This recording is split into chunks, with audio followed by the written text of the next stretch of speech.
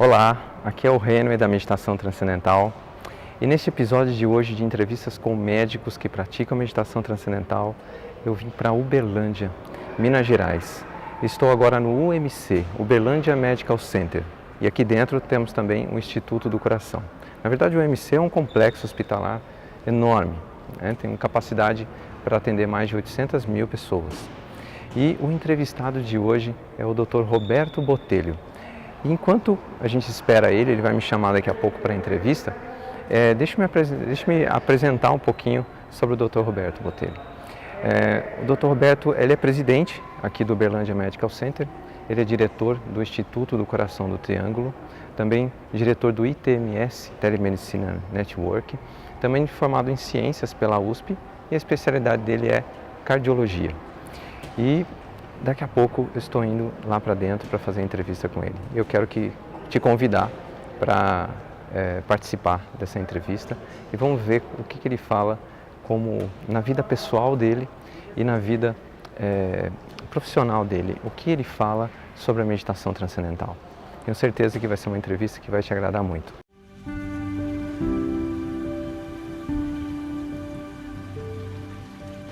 Ok, já estou aqui dentro do Instituto do Coração com o Dr. Roberto Botelho, o qual acabei de apresentar. E, Dr. Roberto, obrigado por conceder a entrevista, tirar o seu tempo aqui, estar no seu ambiente de trabalho. Obrigado por essa oportunidade que você me deu. E gostaria de começar perguntando, gostaria que você contasse para as pessoas como é que você conheceu a meditação transcendental e quanto tempo você pratica.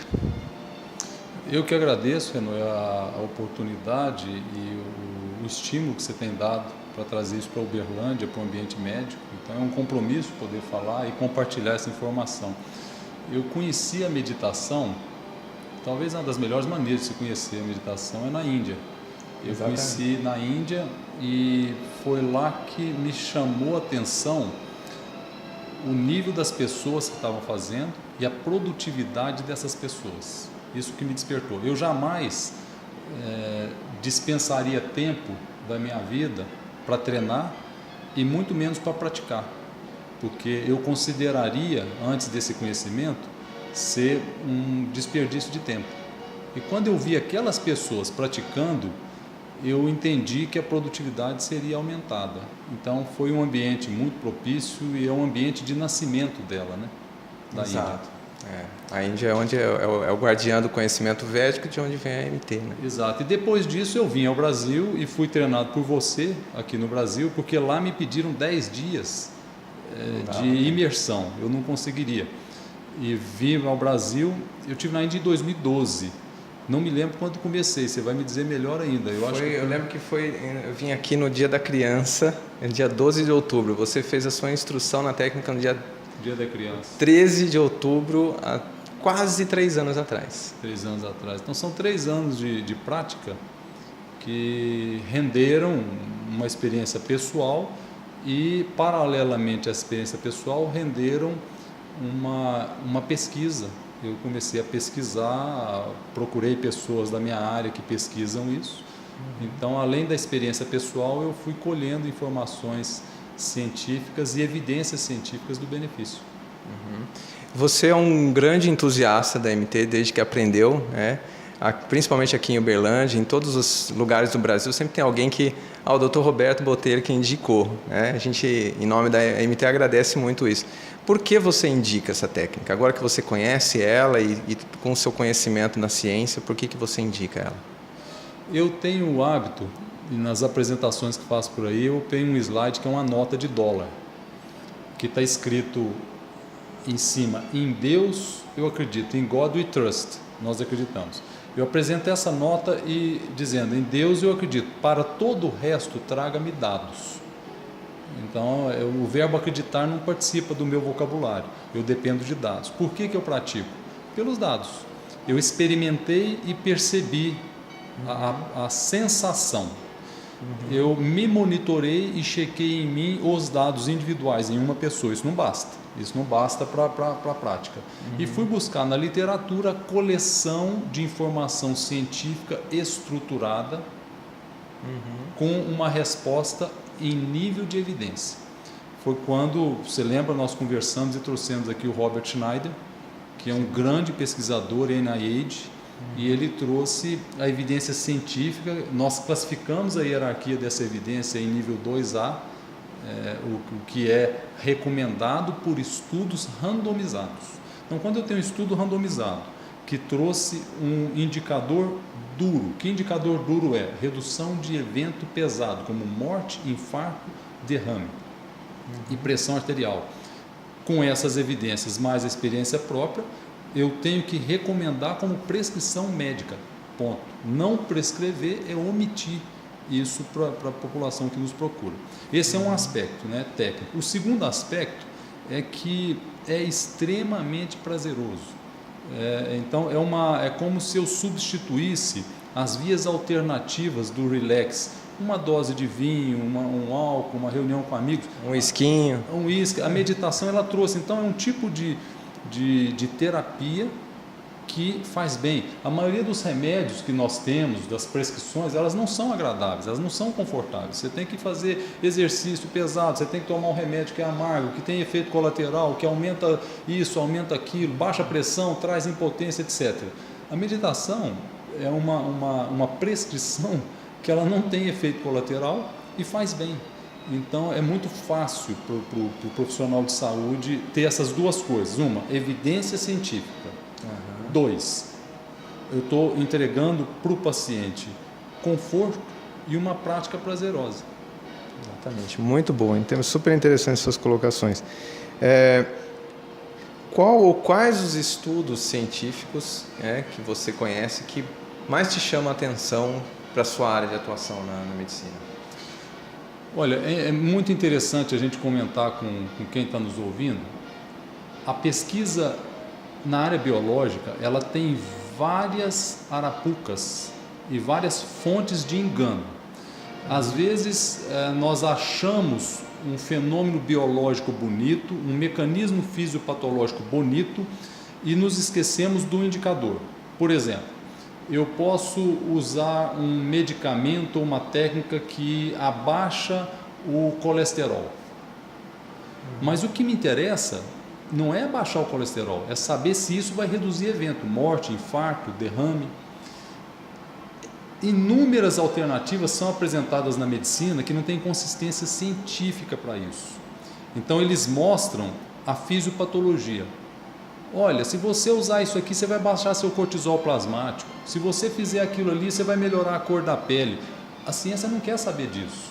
Ela quer saber no fim de um período qual o impacto no indicador duro. O que adianta eu prescrever um remédio, tem vários, que aumenta o colesterol bom, mas por consequência de outros mecanismos, baixa a imunidade, aumenta a infecção e aumenta a morte. Exatamente. Então, te respondendo, onde está a evidência que nós fomos buscar? Há vários métodos de buscar evidência hierarquizada. E fugindo desse engano que nós chamamos de desfecho substituto. O desfecho substituto é aquele indicador que a pesquisa pode procurar para ter uma resposta mais rápida, mais barata e mais fácil. Mas nós temos que buscar o desfecho duro, morte, infarto, AVC. A literatura é farta em estudos randomizados, multicêntricos, apresentando redução do indicador duro, morte, infarto e AVC. E um dos principais pesquisadores que você trouxe para o Brasil, Robert Schneider, ele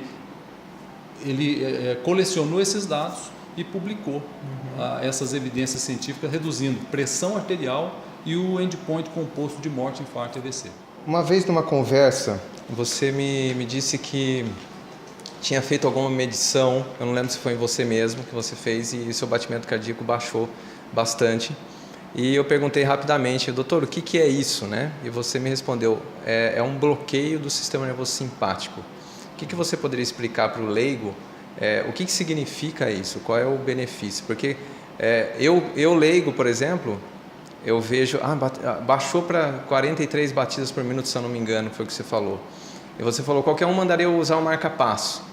É lógico que a gente sabe que o MT está fazendo um benefício ali, mas para o leigo dá a impressão, mas será que, o que está acontecendo? Está fraco o coração dele quando ele medita? Um dos principais elementos, indicadores de sobrevida cardiovascular de uma pessoa é o equilíbrio do sistema de estresse e contra-estresse. Nós chamamos de simpático e parasimpático. O ideal é que as pessoas tenham um predomínio do parasimpático, que é o anti-estresse.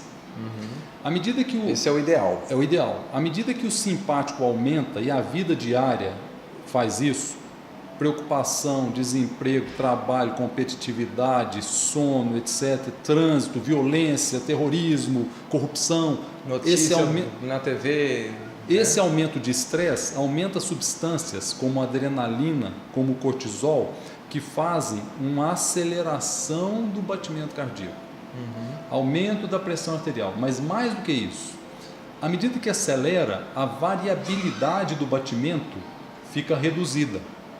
Esse elemento, variabilidade do batimento, é um indicador independente de morte. Então, quando eu aumento o tônus parasimpático e diminuo o simpático, o que eu faço? Eu diminuo o batimento e aumento a variabilidade do batimento. Então, a pessoa não tem um batimento cardíaco fixo, a frequência cardíaca dele é 90 de manhã, de tarde, à noite, rindo, chorando, etc. E essa pessoa está sob alto risco. Saudável é aquele que tem uma variabilidade, a frequência cardíaca dele varia de 40 a 90. E é irregular o ritmo, ele tem essas variabilidades de acordo com a respiração, de acordo com o sono, de acordo com a ansiedade. Então, o que a meditação faz? Os mecanismos neurofisiológicos da meditação, onde ela atua no cérebro, são mecanismos que aumentam o tônus parasimpático. Então, quanto mais uma pessoa medita, mais se observa em ressonância funcional, em eletroencefalografia, um aumento do tônus parasimpático, um aumento. E te respondendo, na minha experiência pessoal, eu me monitorei tanto com eletro, com holter, com oxímetro e com a pulseira detectora do sono, e eu vi em mim, eu monitorei em mim próprio, por curiosidade, o que acontecia. Então, no momento pico, depois dos 5 minutos da meditação, eu entrava em sono profundo, sistematicamente, sono profundo, e a minha frequência cardíaca baixava. Eu tenho registrado um batimento de 39. Nossa. O que é muito bom, sem sintoma. Então, os mecanismos da meditação, o mecanismo neurofisiológico da meditação atuando no coração e no sistema cardiovascular, são aqueles de aumentar o tônus do parasimpático, diminuir o nosso estresse. Isso é um desfecho substituto. O que eu quero saber é se isso vai reduzir morte, se isso vai reduzir infarto, se isso vai reduzir insuficiência cardíaca. E as publicações científicas mostram que sim. Então, para quem está nos assistindo entender, o mecanismo é bonito. É bonito ver que baixou a frequência cardíaca, é bonito ver que a variabilidade do RR diminuiu, mas eu quero saber o seguinte, isso aí fez bem ou não? Hoje nós temos evidência dos dois lados, a beleza, o conforto, o mecanismo fisiopatológico e o que mais interessa, o final da história, reduz mortalidade. Eu estou falando do benefício individual, do benefício fisiológico para uma pessoa. E há o benefício coletivo, porque esse benefício coletivo, que ele extrapola o biológico individual e você consegue atingir outras pessoas e atingindo outras pessoas, esse benefício coletivo diminui o estresse organizacional. Então, uma coletividade que medita, ela baixa o estresse coletivo e esse estresse reverte para o indivíduo. Então, eu tenho benefício individual e eu tenho uma extensão desse benefício para o coletivo que volta para mim. Aí a gente ficaria 2 horas discutindo, por exemplo, o neurônio espelho, como que o neurônio espelho ele tem prazer em ver o prazer alheio, como ele tem paz em ver a paz alheia. A neurociência estuda isso já, tem muitos dados desse mecanismo. Então, os mecanismos são muito bonitos, são vários. Mas o que aquele curioso da meditação procura para decidir se vai ou não? O que um executivo de alta performance de pouco tempo, ou um profissional que tem pouco tempo, busca para tomar a decisão? Ele tem que ter evidência. Ele não vai fazer meditação como eu não iria, porque é bonito, porque parece que dá paz, porque é contemplativo, porque é religioso. Não tem nada de religião nisso, isso é física. Isso é física pura. Então, essas evidências é que nos trouxeram e continuam trazendo. O nível de pesquisa nessa área não para, e onde nós vamos chegar, eu não sei. Que tipo de transformação que nós teremos sobre esses indicadores: pressão arterial, infarto, derrame, depressão, ansiedade, síndrome do pânico. A ciência está começando a buscar essas variáveis e tratar essas variáveis com metodologia científica, tal qual é tratada a variável para estudar um medicamento que tem financiamento. O financiamento para uma molécula varia de 100 a 500 milhões de dólares. Então, é fácil ter evidência robusta para falar que aquela molécula é boa para baixar a pressão, para baixar a coagulação do sangue.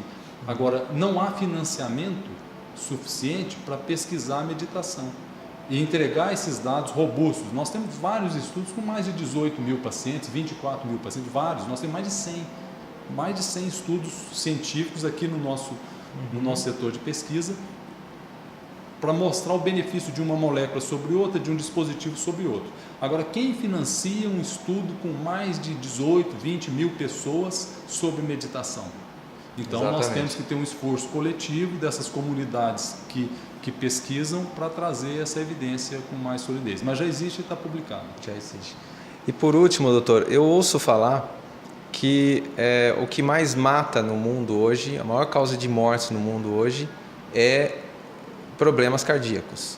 Isso é verdade mesmo? Eu queria ouvir de você para ver se isso é um dado verdadeiro ou não é bem isso.